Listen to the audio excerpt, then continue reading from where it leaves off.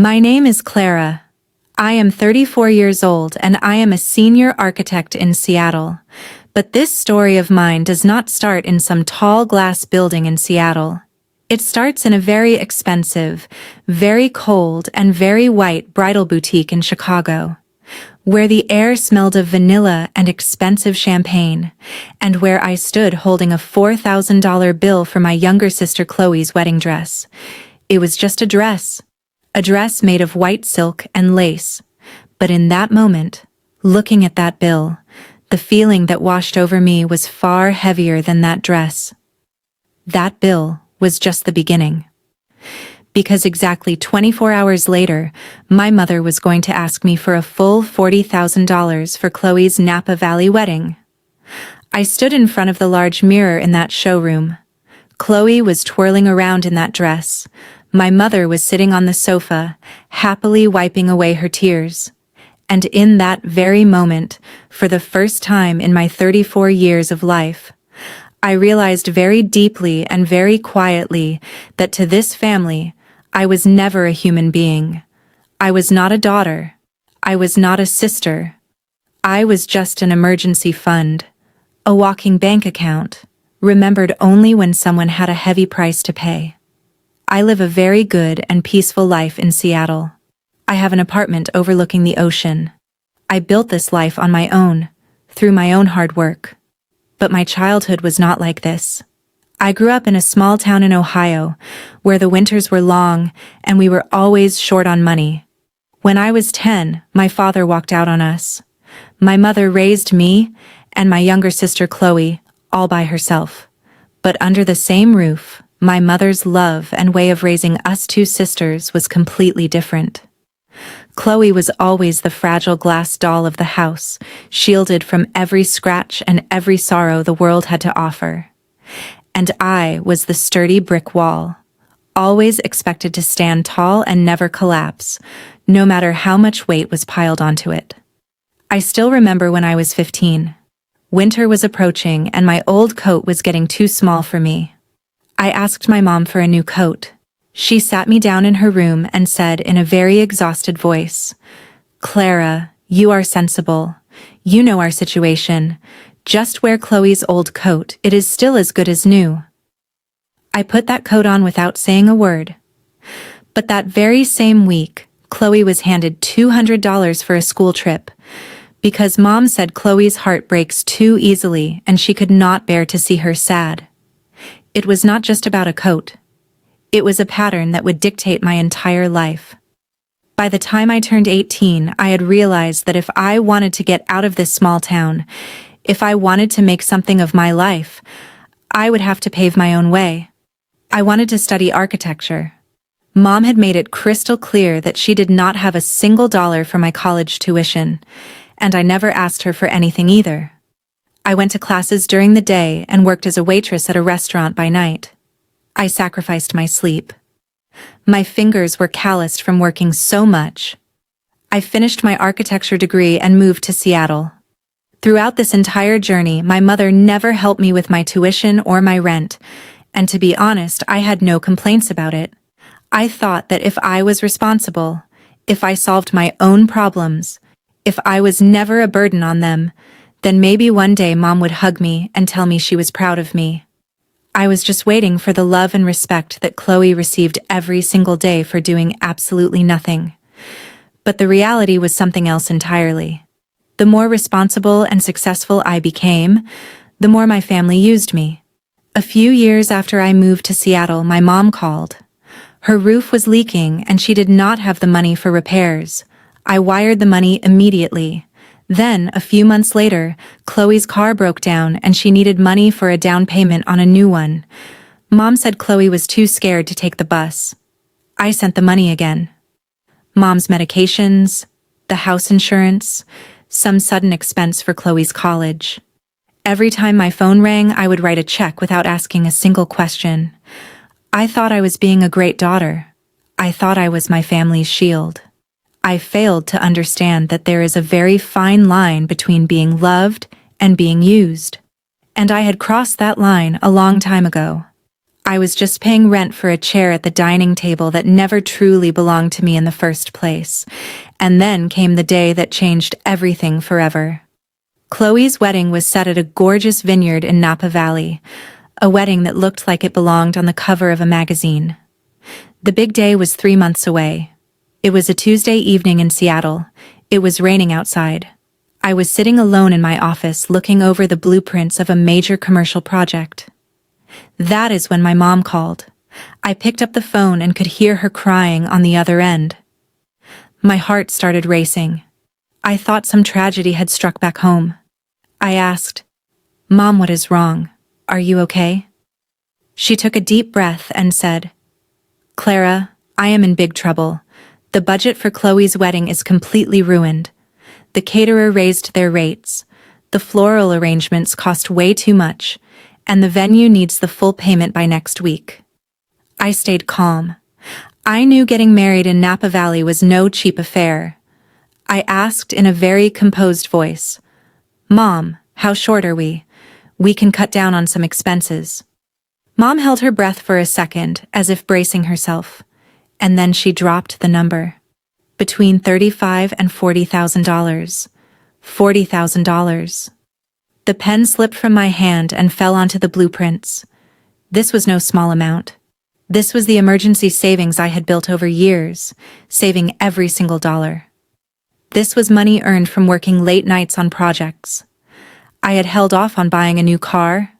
I had stopped myself from taking vacations, just so I could have a safety net for tough times. I told my mom, "Mom, that is a huge amount of money. I cannot just hand over that much cash. Chloe needs to scale back her wedding budget.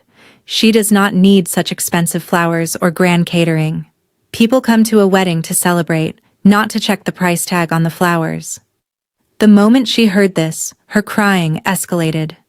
It was the kind of crying that always used to melt me, but this time, her words had a different edge to them. She said, "How can you do this to your only sister, Clara? You have everything in Seattle. You have such a great job. You have your own big house. You make so much money every month. And poor Chloe is only getting married once. She has been dreaming of this day since she was a little girl. You are the older sister. It is your duty to make sure the biggest day of her life is not ruined. How can you be so selfish as to sit on a pile of money in your bank account while your sister cries over her wedding?" I held the phone to my ear and stared out the window at the Seattle rain. Not once did she ask if I could actually afford to give her that money, whether parting with those funds would affect my life in any way. She went straight to making me feel like if I did not hand over the cash, I would be the absolute worst, most selfish person on earth. I did not give her a yes or no that day. I just said I needed some time to think. I hung up the phone and sat in my dark office for a very long time that night. Exactly 1 month before the wedding, Chloe's bridal shower was held at our old house in Ohio. I took a flight from Seattle and went there. When I arrived, the house was packed with guests. There were pink and white balloons everywhere. People were laughing and joking. Everyone was showering Chloe with expensive gifts. I stood quietly in a corner there too, as if I was not a member of the family, but a stranger from the outside who had only been invited to foot the bill. The next morning, while everyone in the house was asleep, I went into Mom's old study. I needed a pen and some blank paper for some office work. Mom's old wooden desk was exactly the way it always had been, cluttered with papers and old receipts. I opened the middle drawer to find some paper. There were some old bank statements in there. My eyes suddenly landed on a piece of paper right at the top. It was a bank statement, and the number on it stopped me dead in my tracks. $35,000. This amount had been withdrawn from Mom's retirement account in a single day. The date was exactly 2 years ago. I remembered that time very well. 2 years ago, Mom had called me crying hysterically, saying her retirement savings were running out and she needed my help for her daily expenses, electricity bills, and groceries. From that day on, I started sending her $800 every single month. For the past 24 months, that money had been flowing from my account to hers without fail. But if Mom had withdrawn $35,000, where did that money go? With trembling hands, I pulled out a few more papers tucked beneath that statement. There was a settlement letter from a credit card company. The letter was in Chloe's name. During her college days, to fund her lavish lifestyle, expensive clothes and trips, Chloe had racked up a massive debt on her credit cards. And to pay off that debt, to save her from bankruptcy, my mother had drained her entire life's retirement savings in one fell swoop. The ground slipped out from under my feet. It felt like someone had placed a massive boulder on my chest, cutting off my breath. Mom had squandered all her savings to cover up Chloe's mistakes, to maintain her facade of luxury. And then she lied to me, claiming she did not have money for groceries. For the past 2 years, I was not paying for my mother's groceries. I was footing the bill for Chloe's mistakes. And now, for that same Chloe's extravagant Napa Valley wedding, she was demanding $40,000 of my hard-earned money. This was not an act of desperation. It was a calculated plot. My role in this family was nothing more than an ATM machine, meant to dispense cash on demand, and once the job was done, to be pushed back into a corner. All the pain, humiliation, and anger that I had suppressed for years suddenly transformed into a terrifying, icy calm. It is the kind of peace that washes over you when the truth is finally revealed to you in absolute clarity, stripped of all its illusions. There was no room for doubt anymore. I folded that statement and the letter very carefully and slipped them into the inside pocket of my jacket. That evening, the main bridal shower party took place in the large backyard. The weather was beautiful. All the family members, distant relatives, Chloe's rich friends, and Mom's friends were there. Everyone was dressed to the nines. Champagne glasses were clinking. That is when Mom raised her wine glass and stood up to give a toast. Everyone quieted down. Looking at Chloe, she said in a very emotional voice, "My little girl is all grown up now and is about to start her new life. I have always wanted the best for Chloe." Then she deliberately looked toward the corner of the garden where I was standing. Her tone grew a bit rigid. In front of everyone, in a voice that was sweet yet piercing, she said, "We all know that family means standing up for one another. Some people, when they move to big cities and start making money, only think about themselves. They take pride in their success, but when it comes time to help their own, they back away. They think their money is more important than their family. But no matter what happens, we will not let anything fall short at Chloe's wedding." Every single person there had their eyes locked on me. The aunts, the relatives, Chloe's friends. They all looked at me like I had committed some grave sin. Everyone knew she was talking about me. Chloe sat in her seat smiling, stroking her silk dress, looking as if it made no difference to her that her own sister was being humiliated in front of everyone. There was a time when this kind of talk would have brought me to tears. I would have started defending myself. But today, I was not angry. I did not feel like crying either. I have dealt with a lot of difficult situations in my career. I have withstood immense pressure. And I know that when someone tries to back you into a corner, staying calm and speaking your truth without yelling is your greatest power. I got up from my chair. I did not make a scene. I did not raise my voice at all. I walked slowly across the lawn toward my mother. With every step I took, the silence in the yard deepened. The only sound was the rustling wind. I stopped right in front of Mom. I reached into my jacket pocket, pulled out the bank statement and the credit card settlement letter, and calmly placed them in her hand. In a very calm, clear, and steady voice, I said, "Mom, you are absolutely right that family means standing up for one another. But family does not mean betraying, lying to, or using each other. 2 years ago, When you emptied your retirement savings to pay off Chloe's $35,000 debt. You did not tell me. And when you asked me for money to survive, money you were actually spending on Chloe's mistakes, you lied to me again. Mom's face turned as white as a sheet of paper. The bank statement in her hand began to tremble violently. A fear crept into her eyes, the kind of fear that hits you when your years-long lie is exposed in front of everyone. Chloe's smile vanished instantly. She shrank into her chair like a thief caught red-handed. The relatives started glancing at one another. Looking straight into my mother's eyes, I finished what I had to say. I said, "I have always been the foundation of this family, so that the two of you could build your castle of illusions on top of it. I was the bank account you used to fund Chloe's luxuries. But today, all of that ends. I am removing this foundation right here and now.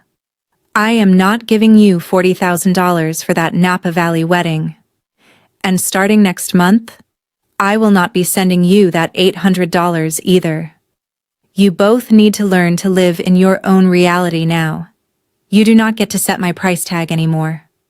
The silence among the 50 guests standing there was so absolute that you could have heard a pin drop. Not a single word escaped anyone's lips. Mom was speechless, and so was Chloe. I grabbed my purse, draped my coat over my arm, and without looking back even once, I walked out of that garden, out of that house, and out of that family's fake facade. The Ohio air was freezing that evening, but when I sat in my rental car and started the engine, for the first time in my life, I felt a profound warmth, peace, and freedom.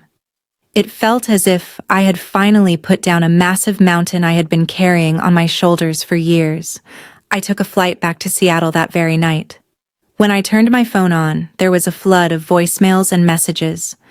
Mom was crying, accusing me of dragging her dignity through the mud in front of the relatives. Chloe was saying I had ruined her life. There were texts from aunts saying family matters should not be handled this way, that elders must be respected. I did not reply to a single message. I did not offer any explanations. I did not block anyone. I simply muted their numbers and moved on with my life. That Napa Valley wedding did not happen the way Chloe envisioned. Without the $40,000, they had to change venues and settle for ordinary catering.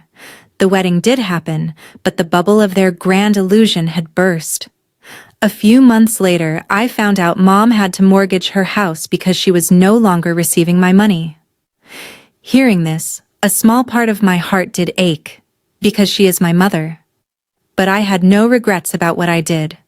I had carried their burdens for years, but I could not shield them from the consequences of their own mistakes forever. I learned much too late that no matter how much money you throw away, no matter how many sacrifices you make, people who only want you for your utility will never give you the love you truly deserve. Today, almost a year has passed. I am sitting on the balcony of my Seattle home, looking out at my city, holding a hot mug of coffee in my hand. I do not feel any guilt anymore. I have permanently freed that scared part of myself that paid its own price to buy love, the part that thought nobody would love me if I did not hand over the money. My life is my own now. And at my dining table, there are chairs only for those who love me for being Clara, not for my checkbook. If you have ever carried the weight of a relationship that only uses you, if you too have become an ATM machine for someone who only remembers you when they need something, then today, right now, put that burden down. Love and respect can never be bought, and whatever is bought is never love. Recognize your reality and set your own worth. For more true, deep stories connected to your life, where quiet people finally raise their voices, please like and subscribe to the BookBite Studio channel. Tell us in the comments if you have ever felt this way. I read every single comment. See you in the next story. Take care.